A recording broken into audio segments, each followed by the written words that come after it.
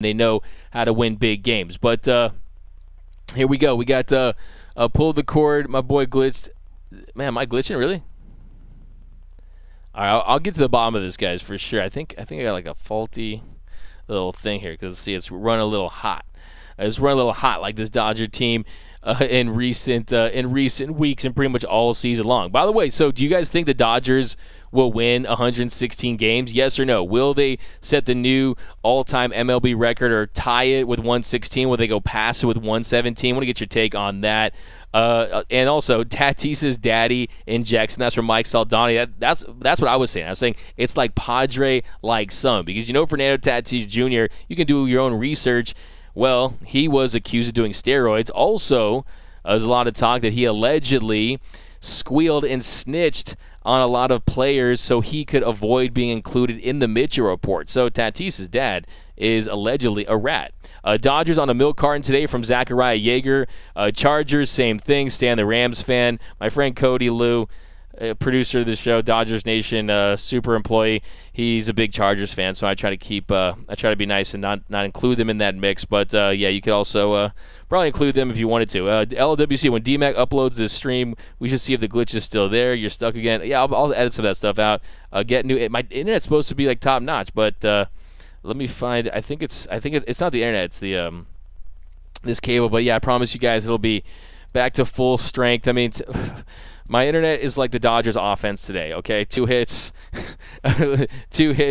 and not able to get it done. But no runs. We got shut out. You don't want to face it. You don't want to face the Astros, David. I do want to face the Astros. That was my preseason World Series prediction. I know it would be a lot to stomach a loss there, but to me, I think that when I talked to Rob Lowe on the blue carpet at Kershaw's ping pong event, I asked Rob Lowe, I said, hey, who do you want to see the Dodgers play in the World Series? And Rob Lowe said the Astros because there's unfinished business, and I'm with him on that. R.I.P. D-Mac, come back, D-Mac. Oh, no, I'm the captain now. My boy glitched out, pulled the cord. Oh, jeez. He's like the step wide of malfunctioning. Good days and bad days, El Mayo. I want the Astros. We have unfinished business. Exactly. You're good, bro. I'm not even complaining about your stream or anything. That has a little trouble, internet, whatever. I'm enjoying your cover of the broadcast. Yeah, we'll figure it out, man, for sure, guys. But, yeah, I mean, so, yeah, the question for you guys, do you think the Dodgers will get past that 116 game mark, 114 win pace for the Dodgers at this point?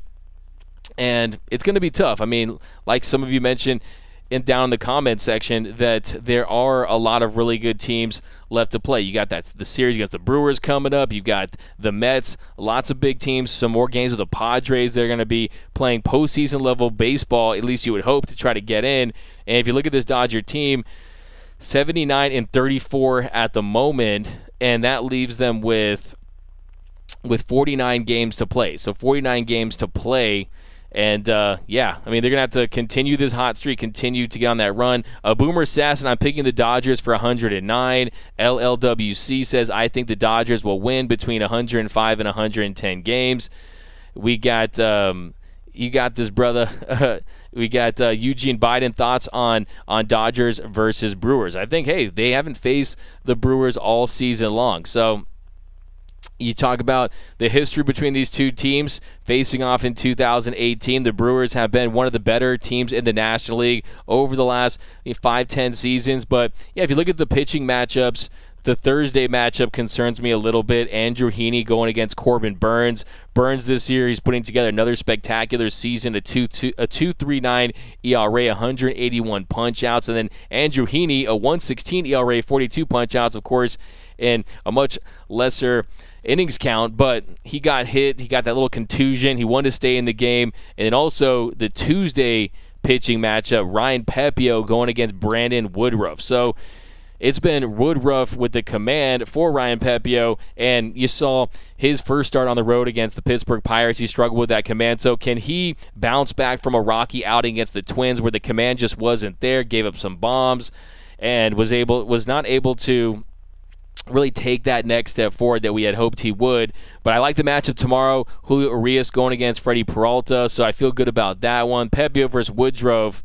And then Heaney versus Corbin Burns, I'm a little iffy on. And the Wednesday matchup, you got Eric Lauer versus Tony Gonsolin. And Tony Gonsolin, 14-1 with a 2.24 ERA, 105 strikeouts. He continues to impress. The inning count continues to rise, but I think that he's proven anyone out there, including myself, that had some questions about his workload and if he was ever going to have that regression to the mean that we had all feared. He's saying, hey, no, I'm going to be fine. Cats have 9 lives. Well, he clearly has a lot more than that. So I think with Tony Gonsolin going out there and continue to perform for this Dodgers rotation that needs him to continue to go out there and give you a quality start each and every outing. So I think the Dodgers, I'm feeling a pot. Now that they've lost this game, maybe a split. Hopefully they take 3 out of 4, but it could be a classic split series, 4 games on the road. And you look at that Thursday game too, an 11-10 start. I mean, some of the times, I mean, I'm kind of a big scheduling loss guy. You know, like if you look at scheduling loss, I feel like today was a scheduling loss. I mean, does anyone think the Dodgers would lose this game if it was on 4:15 on ESPN? I doubt it, right? So Woodruff is not elite like last year. He's not the same guy that he was last year. I agree with you, Mike. There's no question about that. But still, if you talk about at home, he's still I still give him the advantage in that matchup at home. But I still think that, look, I mean, the reality is when it comes to Ryan Pepiot, he has the stuff. I mean, he's got filthy stuff. And I think with Woodruff, the big thing, I mean, ERA at 3.52. Last year was at 2.56. The FIP is around the same. Last year was at 2.96. This year it's at 3. He has missed some time. I had him on my fantasy team last year, and he killed it for me. But, I mean, the numbers, they are starting to even out for him. Strikeouts are down like just slightly. Walks are up a little bit, but home runs that he's given up are around the same. The BABIP, opponent's batting average. So, I think expected ERA around the same too. But here we go. Gallo does well when he's confident. We got my humble opinion. This is from David over on YouTube. My humble opinion, Astros have way too much depth in pitching, 2022 champions. Yeah, I mean, hey, you are preaching to the choir. I mean, the offense they have. I mean, Yordan Alvarez, MVP. To me, that's the MVP, Ohtani or Judge.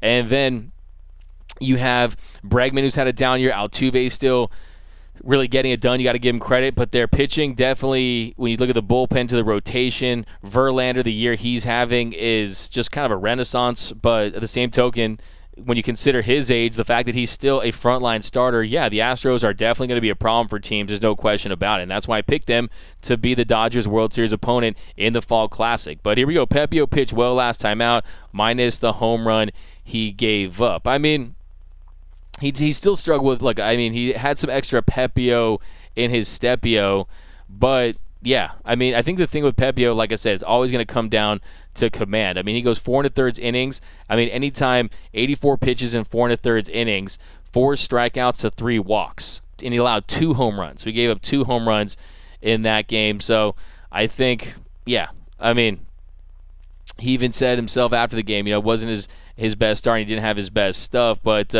I think the Polanco home run, the Sanchez home run, I mean, those pitches, 4-seam fastballs, right? I mean, the one to Polanco, or the one to Sanchez was a 4-seam fastball middle that Sanchez just tattooed, and the one to Polanco was a slider that caught too much of the plate. So to me, his stuff is almost so filthy that he doesn't have as much control over his stuff. So I think that I mean, he's still got a lot to prove, and they're asking a lot out of him. There's no question about it. So I agree. We got but I definitely believe in his stuff. There's no question about it. But we got David Bregman last 2 months has been on fire. I mean, honestly, I'm going against him in a fantasy league last week, and I would in August, in July, he had a 776 OPS, so he wasn't on fire for the duration of July, but an 1,083 OPS in the month of August. Definitely, he's starting to turn it up for sure. But I wouldn't say 2 months. I would say the last month for Alex Bregman. But here we go. I still like Vesia, but he needs some work still. Yeah, he's got electric stuff. As long as he's commanding the zone, definitely going to be a weapon for sure. Astros have a 1-2-3 punch from David. When is Ferris Bueller back from his day off? Mike Saldana, I like that one. He's going to be back at some point in September, so you're going to see him back towards the beginning to middle. Look for him back in the middle of September. But, yeah, I mean, Bregman, I was talking to Buehler a few weeks ago, and he's feeling really good, man. I think there's going to be a lot of encouraging results and encouraging. I think that's one of the big question marks for this Dodgers rotation is because you really just don't know what to expect from Walker Buehler. But I definitely think that he needed that rest in the worst way. He pitched more innings than any starter last year, regular season and postseason combined. He needed that breather, and he also had those bone chips in his elbow removed too, so that could have been a factor as well. But Mr. X, you discriminate. D-Mac, where's your Modelo? Man, I got some Modelo cans here for sure. I got you. Yeah, I got some Modelo cans here for sure. Probably going to pop that open. It's kind of an interesting time to end this too. It'll be like 3 o'clock, so what am I going to do for the rest of the day?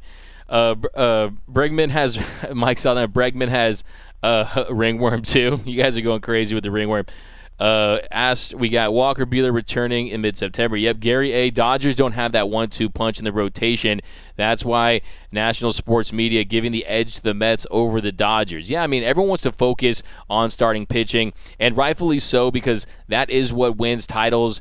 If you can have a lead starting pitching that can carry you, combine that with an offense and a bullpen. But let's not forget that the postseason is increasingly becoming a game in a battle of the bullpens. I mean, you talk about this year, starters are averaging just over 5 innings per start. That's an all-time low. So, yeah, it's definitely a factor, and I definitely think that Julio Urias doesn't get the national notoriety. He's underrated, Urias. He is the Urias. I think he could possibly be your Game 1 starter, depending on how Dustin May and how Walker Buehler look. I don't think May will be under strong consideration for your Game 1 starter, but I think Walker Buehler, if he comes back and he looks the part, he's the guy I would want to give the ball to. And if Buehler and Urias are right, I mean, Clayton Kershaw as well, I still think there's a lot of very talented starting pitchers in this Dodgers rotation that really match up well with any rotation out there. Yes, if DeGrom and Scherzer are healthy and they're on, you're going to take your money's going to be on them. Let's just be honest, because DeGrom is the DeGrominator. He's a freak. He's hitting triple digits. The slider's nasty. And Max Scherzer, you saw what he did in 2019. When he's on in the postseason, he can bring it as well. But, hey, like I said, Urias, he's got that postseason pulse, right? He's got that heartbeat, that slow heartbeat that gets it done when it matters most. And, look, I'll tell you, man, Julio Urias, if you ask him, he probably thinks he's the best pitcher in the world. That's the kind of confidence he has. He thinks he is that man, and he wants to be a guy like Dave Roberts says. So we got it's all good. Don't expect Dodgers to be perfect. We're still leading the division by 16. That's from Kathy over on Facebook. Joshua Ramirez over on Facebook. Hey, probably Manny Machado got some ringworms too from Tatis. National media always hating on us. Anthony Keene. Hey, they hate us because they ain't us.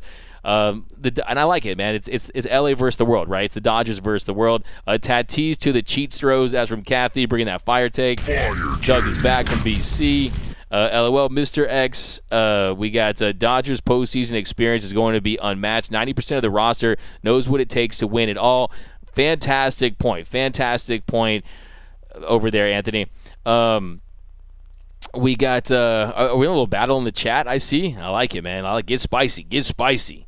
But, yep, guys, hey, thanks for rocking with us. Sunday afternoon, Dodgers win streak is snapped. My final thoughts are this was a hell of a run. The Dodgers 79-34, still 16 games up on the Padres, still the best record in all of Major League Baseball. This team averaging over 7.5 runs per game during this stretch, 11 hits per game. But today they just didn't have it. The bats just weren't producing. Got 2 hits. Singer was dominating, but I will say, we'll see how this team fares against some of the better starting pitchers, and I think that is something that you need to monitor the rest of the way. How much success does this lineup have against the better relievers, the better starters, and that is what I would focus on. So that's kind of my big final thought is, yes, the wins are great, but the 116 win Seattle Mariners from 2001, they didn't even make it to the World Series. They won the ALDS, but they lost to the Yankees in the ALCS. So regular season wins are great, but it's all about the postseason. And at the end of the day, the success or failure of this Dodgers team is solely going to be predicated on whether or not they win the World Series. It truly is a World Series or bust team, and they got to put themselves in a position to do just that. Great stream, D-Mag. My yard doesn't mow itself. Carnivorous lunar activity. Yeah, guys, enjoy the rest of your day. New streak coming tomorrow. That's from Diane Schroeder. Absolutely pound for pound. Peace, D-Mac. Peace, pound for pound.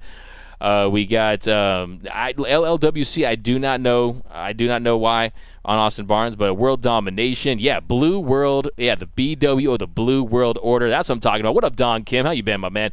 But thanks, guys, as always, for rocking with us. My name is Doug McCain. You can follow me on Twitter and Instagram at DMac_LA. For all latest Dodgers news, rumors, breakdowns, interviews, post-game shows, and more, be sure to hit that subscribe button, hit that notification bell. And if you really want to see us post even more Dodgers content, you want to support the channel, smash that like button. And until next time, think blue, bleed blue, and I'm out. It's time.